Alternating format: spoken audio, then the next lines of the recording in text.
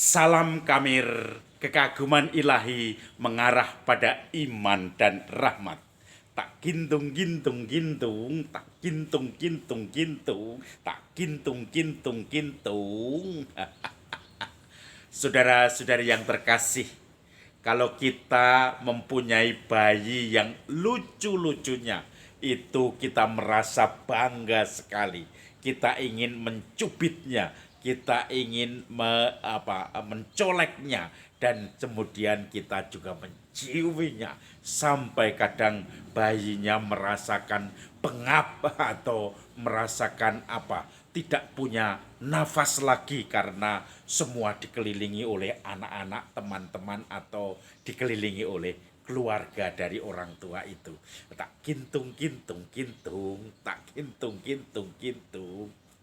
Hari ini kita mendengarkan Injil yang menarik. Yesus dipersembahkan di bait Allah. Ketika usia 1 minggu, Yesus dibawa ke bait Allah menurut tradisi Taurat. Dan kemudian mempersembahkan burung merpati, burung tekukur sebagai persembahan anak sulung. Maka Yusuf dan Maria pun pergi ke bait Allah untuk mempersembahkan Yesus. Dan kemudian Yesus pun dilihat oleh banyak orang. Rupanya di situ ada Simeon, seorang yang usianya sudah sangat lanjut dan dia menanti-nanti penyelamat itu.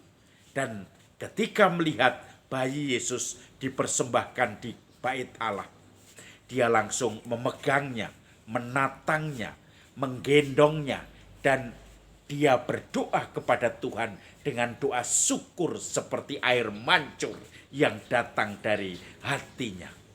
Sekarang Tuhan, perkenankanlah hamba-Mu berpulang dalam damai sejahtera menurut sabda-Mu. Karena apa? Karena aku telah melihat keselamatan yang disediakan bagi segala bangsa. Nah, karena Simeon sudah melihat bahwa keselamatan Tuhan sudah disediakan kepada bangsa itu, yaitu lewat bayi yang dipersembahkan itu, yang ditentengnya, yang waktu itu sedang digendongnya. Maka saudara-saudari yang terkasih, kemudian Simeon pun memberi suatu nubuat untuk Maria dan Yusuf, terutama untuk Maria. Sebilah pedang akan menembus jiwamu, karena engkau akan menghadapi segala sesuatu yang engkau sendiri tidak paham. Makan hati. Saudara-saudari yang terkasih, yang menarik di sini adalah bagaimana Simeon yang sudah lanjut usia, yang selalu menanti-nantikan keselamatan Mesias, rupanya dia melihat Yesus. Yesus yang kemudian dia langsung menatangnya, menggendongnya, dan bersyukur bahwa itulah Mesias. Padahal di situ pada waktu itu banyak anak-anak lain, banyak ibu-ibu dan bapak-bapak membawa anak-anak lain. Tetapi Simeon tidak bereaksi seperti itu.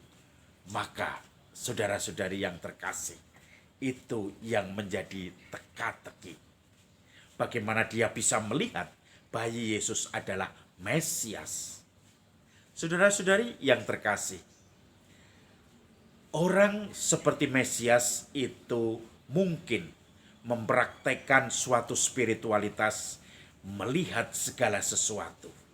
Kalau petani bisa melihat musim, bisa melihat cuaca, bisa melihat hama wereng atau hama yang lain di dalam tanaman-tanamannya yang sudah ditanam karena pengalaman bertahun-tahun, Simeon pun juga melihat pengalaman-pengalaman itu.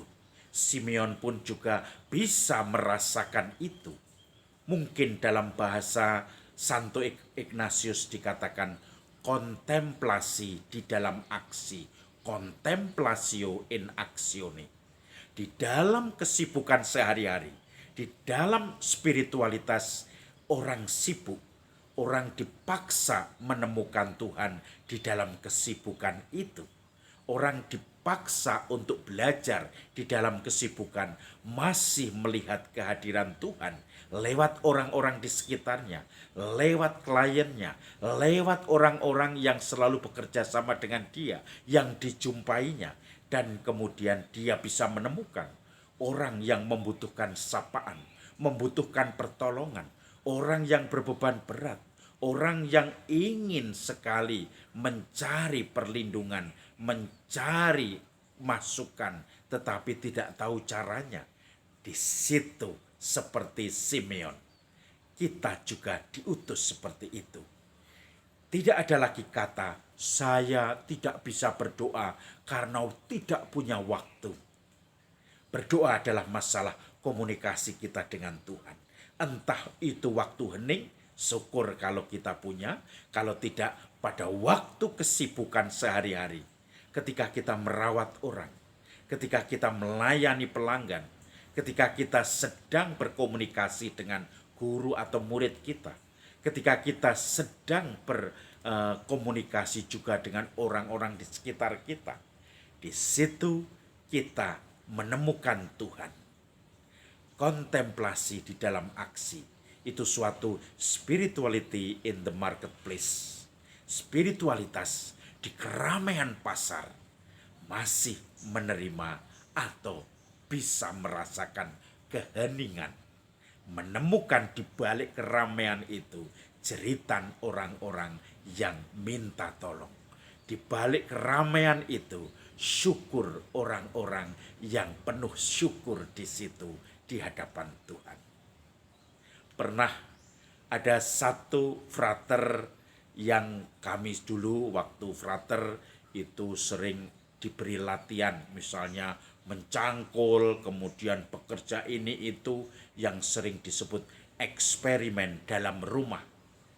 Lalu ada satu orang kecil, dia badannya pun sepertinya tidak berdaging. Tetapi begitu mencangkul, dia mencangkul dengan cepat dan mendapatkan tanah yang banyak dan tidak pernah capek. Karena orang itu orang dari Wonogiri, mungkin dia terbiasa dengan cangkul. Maka ada frater lain yang melihat dia tidak bisa mencangkul, tetapi dan bahkan tidak tertarik ketika melihat seorang temannya itu mencangkul dengan seperti itu, sepertinya nyetrum. Saya mau untuk mencangkul dengan semangat. Dan akhirnya ternyata dia pun bisa. Dia menemukan semangat Tuhan yang menyemangati dirinya untuk belajar mencangkul, untuk belajar bekerja keras, untuk termotivasi dengan segala pekerjaan-pekerjaan yang kotor itu, yang sebelumnya tidak dia bayangkan. Dan akhirnya dia pun merasakan ini kontemplasi dalam aksi, di dalam kesibukan, keluhan, penolakan, menemukan suatu spiritualitas atau menemukan suatu motivasi di mana Tuhan menunjukkannya lewat orang-orang di sekitarnya. Mari kita temukan metode doa kita dalam kesibukan kita sehari-hari. Salam Kamir, kekaguman ilahi mengarah pada iman dan rahmat.